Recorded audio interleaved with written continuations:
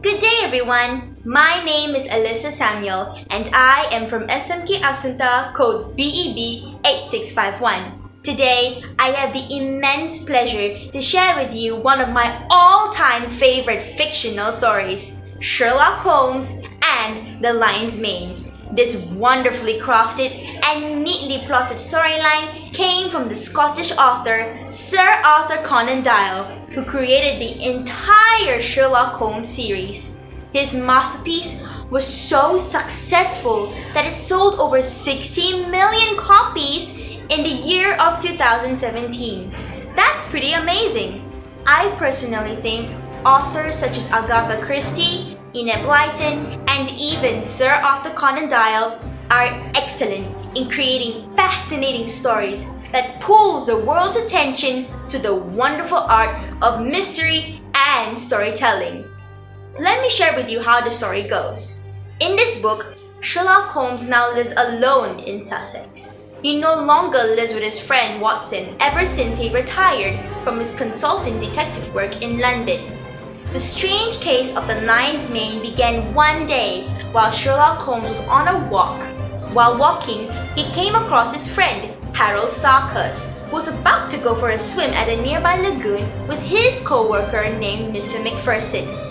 While still conversing with Harold, Sherlock Holmes noticed Mr. Macpherson himself approaching from afar. But something was wrong. Very, very wrong. Suddenly, Mr. Macpherson threw his hands in the air and fell face flat to the ground with a terrible cry. Using the last of his strength, he said, "The lion's mane." With that, he closed his eyes and died.